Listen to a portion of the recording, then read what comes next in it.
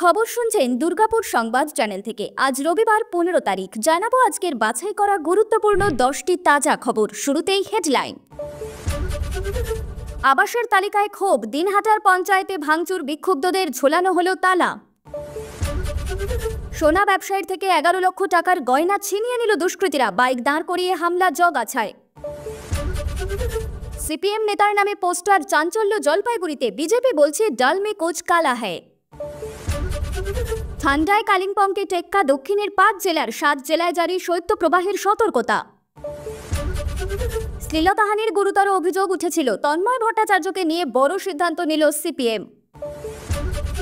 কানে মোবাইল, হাতে স্টিয়ারিং, কালনায় গাড়ির চাকায় পিষে প্রাণ গেল দুজনের। রাস্তায় গাছ ফেলে সিনেমার কায়দায় বরযাত্রীদের বাসে লুটপাট, পুলিশের পাতা ফাঁদেই কুপকাত ডাকাত। কালিম্পংয়ে ভয়াবহ দুর্ঘটনা, তিস্তার জলে তলিয়ে গেল গাড়ি, মৃত সহ চালক নামানো হলো ডুবুরি। কি করে জামিন পেলেন সন্দীপ ঘোষ? সিবিআইকে প্রশ্ন করতে সোজা সিজিওতে পৌঁছে গেলেন 8 জুনিয়র ডাক্তার। কোচবিহারে দুর্ঘটনার কবলে অ্যাম্বুলেন্স, রাস্তাতেই প্রসব তরুণীর, কেমন আছে মা সন্তান? প্রিয় দর্শক, আজকের খবরগুলি অনেক গুরুত্বপূর্ণ। আজকের গুরুত্বপূর্ণ খবরগুলি সম্পূর্ণ শুনবেন। আসছে বিস্তারিত খবরে। আবাস যোজনার তালিকায় নাম নেই, বঞ্চনার অভিযোগ তুলে পঞ্চায়েত অফিসে বিক্ষোভ, গ্রামসভার মিটিং কার্যত হয়ে উঠল রণক্ষেত্র। পঞ্চায়েত অফিসে তালা ঝুলিয়ে দিলেন বিক্ষুব্ধরা। শনিবার ঘটনাটি ঘটেছে কোচবিহারের দিনহাটার ওকরাবাড়ি অঞ্চলে। তুলকালাম পরিস্থিতি নিয়ন্ত্রণে ঘটনাস্থলে যায় বিশাল পুলিশ বাহিনী। পুলিশ ও স্থানীয় সূত্রে জানা গিয়েছে, আবাস যোজনার প্রাথমিক তালিকা 2018 সালে তৈরি হয়েছিল। সেই তালিকায় 5700 জনের নাম ছিল। গতকাল ওই পঞ্চায়েত অফিসে গ্রামসভার বৈঠকে আবাসের চূড়ান্ত একটি তালিকা প্রকাশিত হয়। দেখা যায় এই চূড়ান্ত তালিকায় মাত্র 565 জনের নাম রয়েছে, বাকিরা বাদ পড়েছেন। তাতেই ক্ষোভ ছড়িয়ে পড়ে অন্যান্যদের মধ্যে। বাকিদের নাম কেন তালিকায় নেই, আর কোনো তালিকা কি পরে প্রকাশ হবে, সেই প্রশ্নই উঠতে থাকে। কিন্তু আধিকারিকরা কোনো প্রশ্নের সদুত্তর দিতে পারেননি। এরপরেই হট্টগোল শুরু হয়ে যায়। পঞ্চায়েত অফিসের মধ্যেই তুমুল বিক্ষোভ, হাতাহাতি হতে থাকে। দেদার চেয়ার টেবিল ভাঙা হয়। পরে পঞ্চায়েত অফিসে তালা মেরে দেয় বিক্ষোভকারীরা। আধিকারিকরা ভিতরে আটকে পড়েন। খবর পেয়ে বিশাল পুলিশ বাহিনী ঘটনাস্থলে যায়। বিক্ষোভকারীদের সেখান থেকে সরিয়ে দেওয়া হয়। তালা খুলে আধিকারিকদের ভিতর থেকে উদ্ধার করা হয়। এলাকায় পুলিশ মোতায়েন করা হয়েছে। দীর্ঘক্ষণ পরে পরিস্থিতি নিয়ন্ত্রণে আসে। অতিরিক্ত জেলাশাসক, জেলা পরিষদ সন্দীপ দত্ত জানান, অশান্তি হয়েছে, গ্রামসভার কাজ করা যায়নি, যারা যোগ্য তাঁদেরই নাম এসেছে তালিকায়। দোকান বন্ধ করে বাড়ি ফেরার পথে সোনার ব্যবসায়ীর থেকে 11 লক্ষ টাকার সোনার গয়না এবং নগদ 15,000 টাকা ছিনিয়ে নিয়ে গেল দুষ্কৃতীরা। শুক্রবার রাত 9:30 নাগাদ উনসানের সুভাষপল্লীতে ঘটনাটি ঘটে। ঘটনার তদন্ত শুরু করেছে জগাছা থানার পুলিশ। আন্দোল ঝোরহাটে সোনার দোকানের মালিক প্রশান্ত মল্লিক। প্রতিদিনের মতন গতকাল রাতেও তিনি দোকান বন্ধ করার পর ব্যাগে করে বিয়ের অর্ডারের সোনার গয়না এবং নগদ 15,000 টাকা নিয়ে বাইকে চেপে বাড়ি ফিরছিলেন। বাড়ি থেকে ঠিক 200 মিটার দূরে আন্দোল রোড থেকে বাইকটি যখন সুভাষপল্লীর গলিতে ঢোকে, সেই সময় রাস্তায় বাম্পারের জন্য বাইকের গতি কমান। সেই সুযোগেই দুজন দুষ্কৃতী তার বাইকের সামনে চলে আসে এবং পথ আটকে দেয়। একটু দূরে বাইক নিয়ে আরও 3 দুষ্কৃতী দাঁড়িয়েছিল। কালী মন্দিরের সামনে প্রথমে 2 দুষ্কৃতী ওই ব্যবসায়ীকে ধাক্কা মেরে রাস্তায় ফেলে দেয়। এরপর তার কাছ থেকে ব্যাগ ছিনতাই করে নিয়ে চম্পট দেয়। যেহেতু ঘটনাস্থলে আলো কম ছিল, তাই প্রশান্তবাবু দুষ্কৃতীদের ভালোভাবে চিনতে পারেননি। টুপিতে তাদের মুখও ঢাকা ছিল। ঘটনার পর স্থানীয় বাসিন্দারা ছুটে আসেন। পরে ওই ব্যবসায়ী জগাছা থানায় লিখিত অভিযোগ দায়ের করেন। গতকাল দুপুরে পুলিশের একটি তদন্তকারী দল ঘটনাস্থলে যায়।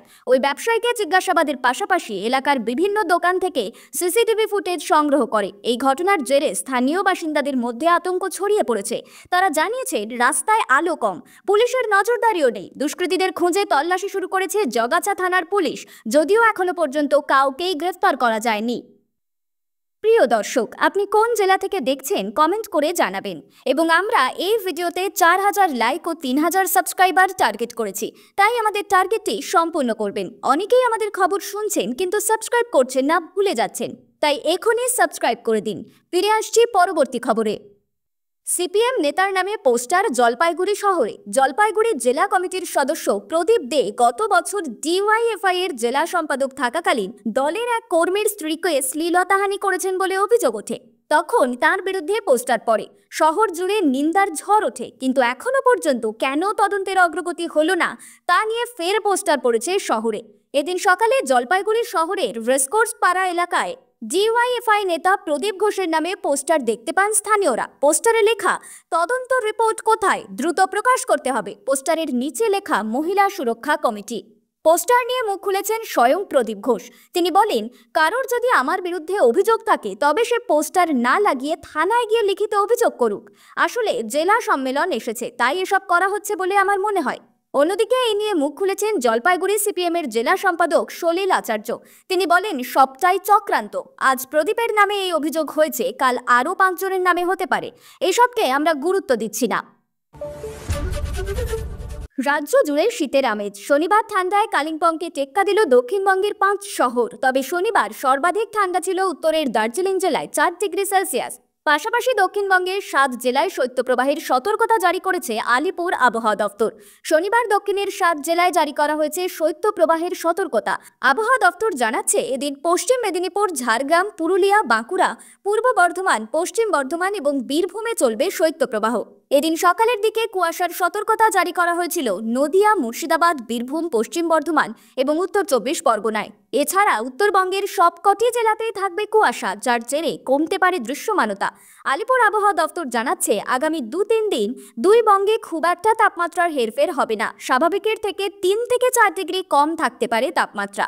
তারপর পরবর্তী 3 দিনে আরও 2 থেকে 3 ডিগ্রি কম থাকবে তাপমাত্রা বলেই জানিয়েছে আলিপুর আবহাওয়া দপ্তর। জানিয়েছে, বর্তমানে দক্ষিণ বঙ্গোপসাগরে একটি ঘূর্ণাবর্ত রয়েছে, যা পরিণত হতে পারে নিম্নচাপে, যার অভিমুখ হবে তামিলনাড়ু উপকূল এলাকা।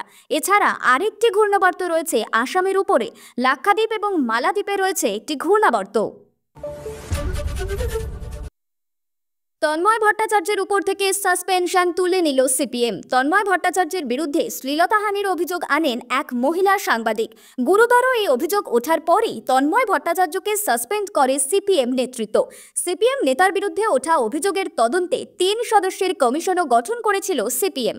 একাধিকবার সেই কমিশনের সামনে হাজিরা দেন তন্ময় ভট্টাচার্য, কিন্তু প্রাক্তন বিধায়কের বিরুদ্ধে অভিযোগের প্রমাণ না মেলার কারণেই সাসপেনশন প্রত্যাহার করে নেওয়া হলো। গত অক্টোবর মাসে তন্ময় ভট্টাচার্যের বাড়িতে তার সাক্ষাৎকার নিতে যান এক মহিলা সাংবাদিক। পরে তিনি অভিযোগ করেন, তার কোলে বসে পড়েন প্রবীণ সিপিএম নেতা। এরপরেই বরানগর থানাতে তন্ময় ভট্টাচার্যের বিরুদ্ধে অভিযোগ দায়ের করেন ওই মহিলা সাংবাদিক।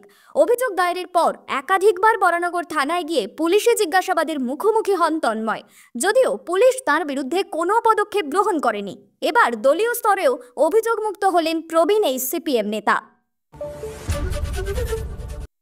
মোবাইলে কথা বলতে বলতে গাড়ি চালাচ্ছিলেন এক ব্যক্তি, আর তারই বিপজ্জনক পরিণতির সাক্ষী থাকলো কালনা। দ্রুত গতিতে গাড়ি চালক ধাক্কা মারে টোটোয়, পথেই প্রাণ হারান 2 জন। আরও 2 জন গুরুতর জখম হয়েছেন। বর্ধমান মেডিকেল কলেজ ও হাসপাতালে ভর্তি রয়েছেন তারা। কুসুমগ্রাম থেকে মন্তেশ্বরের দিকে যাচ্ছিল একটি যাত্রীবাহী টোটো। কাটোয়ার দিক থেকে কুসুমগ্রামে আসছিল একটি 4 চাকা গাড়ি। চালক মোবাইলে কথা বলতে বলতে গাড়ি চালাচ্ছিল। প্রত্যক্ষদর্শীদের দাবি, অত্যন্ত দ্রুত গতিতে গাড়ি চালাচ্ছিল সে। সেই সময় উল্টো দিকে থাকা যাত্রীবাহী টোটোতে ধাক্কা মারে গাড়িটি। ঘটনাস্থলে মৃত্যু হয় 2 জনের। নিহত বছর 55-র পরেশ রুদ্র এবং বছর 75-এর বিশ্বনাথ রায়। পরেশ রুদ্র ছিলেন টোটো চালক, বিশ্বনাথ রায় যাত্রী। দুজনেই মন্তেশ্বরের বাসিন্দা। এই দুর্ঘটনায় আরও 2 জন জখম হয়েছেন। তারা হলেন নাজমা খাতুন এবং আজিজা খাতুন, দুজনেই টোটো যাত্রী, পেশায় কমিউনিটি হেলথ অফিসার। তাদের প্রথমে মন্তেশ্বর হাসপাতালে ভর্তি করা হয়। অবস্থা আশঙ্কাজনক হওয়ায় পরে বর্ধমান মেডিকেল কলেজ ও হাসপাতালে স্থানান্তরিত করা হয়েছে। ঘাতক গাড়িটিকে বাজেয়াপ্ত করা হয়েছে। আটক ওই গাড়ি চালকও। একেবারে সিনেমার কায়দায় হয়েছিল ছিনতাই, কিন্তু খোঁজ মেলেনি দুষ্কৃতীদের। ঘটনার তদন্তে উচ্চ পর্যায়ের পুলিশ আধিকারিকদের নিয়ে একটি তদন্তকারী দল গঠন করে তদন্ত শুরু করে পুলিশ। অবশেষে মিলল সাফল্য। রাস্তায় গাছের গুঁড়ি ফেলে প্রথমে বরযাত্রী বোঝাই বাসে ও পরে একটি লরিতে লুটপাটের ঘটনায় গ্রেপ্তার মূল চক্রী। গতকাল রাতে বিশেষ সূত্রে খবর পেয়ে বাঁকুড়ার জয়পুর থানার আতকাটা জঙ্গল থেকে মজিবুর খান নামের এক ব্যক্তিকে গ্রেফতার করে পুলিশ। ধৃতের বাইক থেকে একটি ইম্প্রোভাইজড 1 শটার ও একটি তাজা কার্তুজ উদ্ধার হয়। ধৃতকে এদিন বিষ্ণুপুর মহকুমা আদালতে পেশ করে 10 দিন পুলিশ হেফাজতের আবেদন জানিয়েছে পুলিশ। পুলিশ সূত্রে জানা গিয়েছে, গত 30শে নভেম্বর রাতে বাঁকুড়ার বিষ্ণুপুর থানার ঢেঙ্গাসোল জঙ্গলে কিছু দুষ্কৃতী রাস্তায় গাছের গুঁড়ি ফেলে বরযাত্রী বোঝাই একটি বাস ও চলন্ত একটি লরি আটকায়। এরপর আগ্নেয়াস্ত্র দেখিয়ে দুটি গাড়িতে লুটপাট চালায় দুষ্কৃতীরা। বরযাত্রীদের কাছ থেকে নগদ টাকা ছাড়াও বেশ কিছু দামি ধাতুর অলংকার নিয়ে চম্পট দেয়। খবর পেয়ে তড়িঘড়ি পুলিশ ঘটনাস্থলে পৌঁছে বরযাত্রীদের উদ্ধার করলেও দুষ্কৃতীদের নাগাল পায়নি। ঘটনার তদন্তে উচ্চ পর্যায়ের পুলিশ আধিকারিকদের নিয়ে একটি তদন্তকারী দল গঠন করে তদন্ত শুরু করে পুলিশ।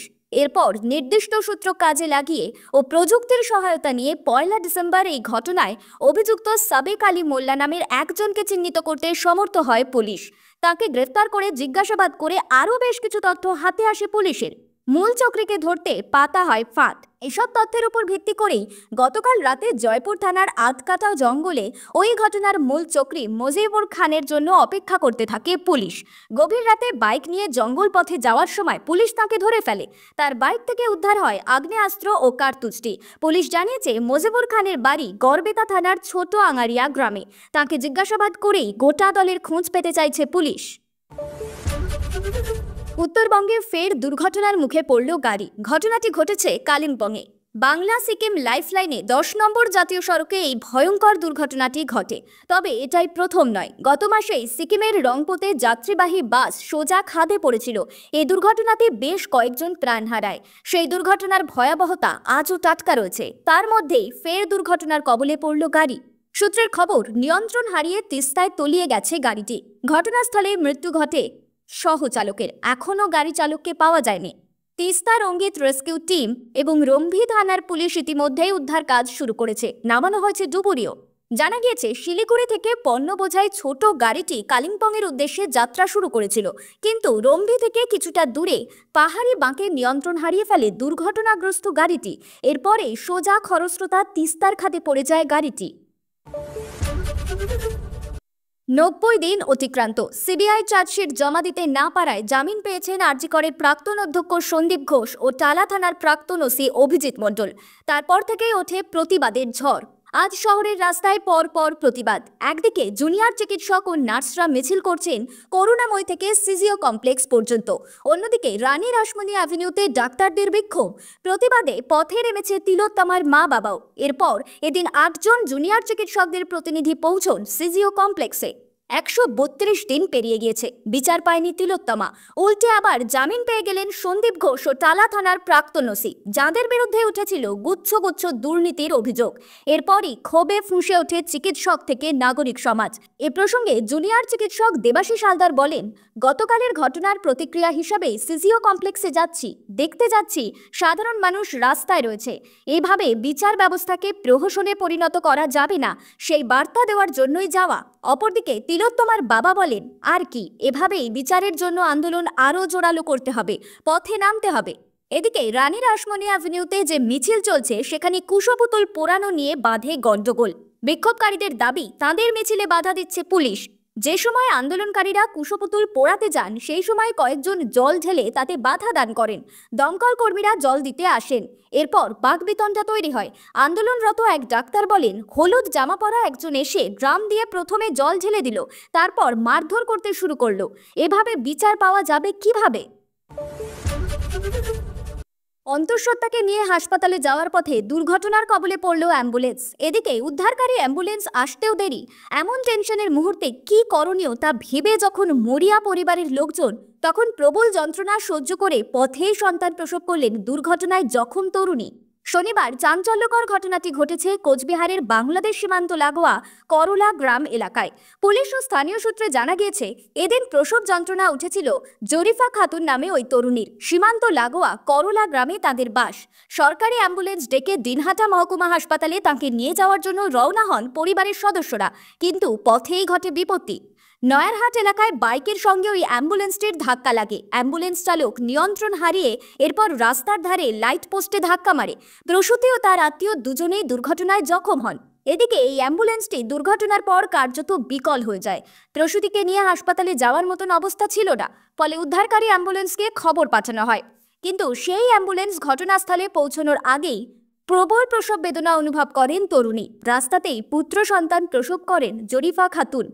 পরে অ্যাম্বুলেন্স এসে মা ও সদ্যজাতকে হাসপাতালে পৌঁছে দেয়। প্রসূতি, সদ্যজাত ও জখম হওয়া আত্মীয় দিনহাটা মহকুমা হাসপাতালে চিকিৎসাধীন। চিকিৎসকরা জানিয়েছেন, মা ও সদ্যজাত দুজনেই বিপদমুক্ত। দুর্ঘটনায় জখম হওয়া প্রসূতি ও মহিলার চিকিৎসা চলছে। খবর শেষ হলো।